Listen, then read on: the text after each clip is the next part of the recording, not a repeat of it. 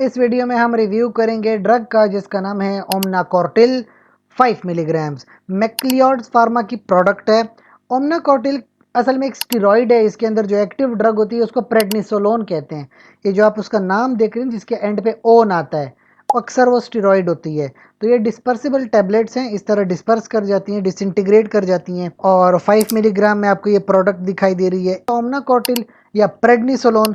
इसकी और भी बहुत सारी डोजेज आती हैं मार्केट में। 10 मिलीग्राम में मिलेगी, 15 मिलीग्राम में मिल जाएगी, आपको 30 मिलीग्राम में मिलेगी। और जैसे कि मैंने बात की, ये स्टेरॉइड है। स्टेरॉइड असल में क्या करते हैं, जब आप स्टेरॉइड लेते हो तो जो हमारी जिस्म की जो इम्यून सिस्टम है, क़ुव्वत मुदाफ़ियत, वो क्या हो जाती है, सप्रेस हो जाती है, वो थोड़ी बंद हो जाती है। तो बहुत सारी ऐसी बीमारियां हैं जिसको ऑटो इम्यून डिसऑर्डर कहते हैं, वो जो है ठीक हो जाते हैं। जैसे एक मैं बीमारी का जिक्र करूं, रूमाटॉइड आर्थराइटिस।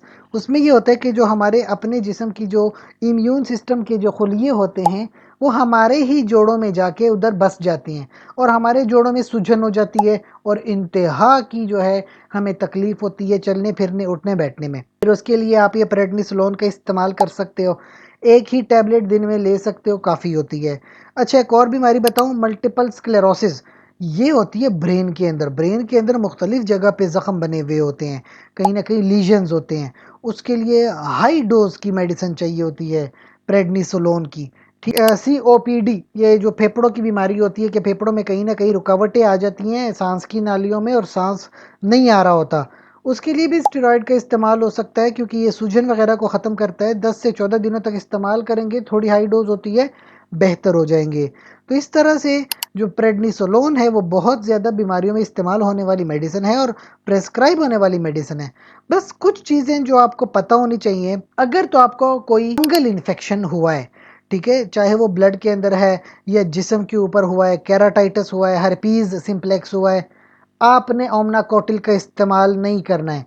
अगर तो आपको एलर्जी महसूस होती है तो आपने फौरी तौर पर इस मेडिसिन को छोड़ देना है। इसके अलावा कुछ लोगों के जिस्म पे एक्नी वगैरह आ जाती है। कुछ लोग को जो ज़्यादा लंबे अरसे तक इस्तेमाल करते हैं उनको शुगर की बीमारी हो सकती है। अच्छा, कुछ लोग कहते हैं कि उनको नींद नहीं आती, मसल्स में बड़ी वीकनेस हो गई है, कभी कभी दर्द महसूस करते हैं, हड्डियां कमज़ोर हो रही हैं, या उनको जो है अर्टिकेरिया जिल्द के ऊपर जो है वो एक एलर्जी सी आ जाती है। वेट गेन होना शुरू हो जाता है। वेट गेन इसलिए होता है जिसम में पानी इकट्ठा होना शुरू हो जाता है, स्टेरॉइड्स की वजह से जिसम में पानी इकट्ठा होता है। तो ये कुछ मसले मसाइल है जो आपको अपने डॉक्टर को रिपोर्ट करने चाहिए और उसके साथ मशवरा लाजमी करना चाहिए। प्रेगनेंसी के हवाले से मैं बात करूंगा कि प्रेगनेंसी में कोई भी मेडिसिन खुद से इस्तेमाल नहीं करते हैं, बल्कि अपने गायनाकोलॉजिस्ट से मशवरा करें और जो गायनाकोलॉजिस्ट मशवरा देता है उसके मशवरे के मुताबिक मेडिसिन का इस्तेमाल करें। हमसे कोई और सवाल हो तो आप कमेंट सेक्शन में पूछिए। साथ ही गुजारिश है कि चैनल को लाइक कर लें, कमेंट करें, शेयर करें और सब्सक्राइब कर लें। शुक्रिया।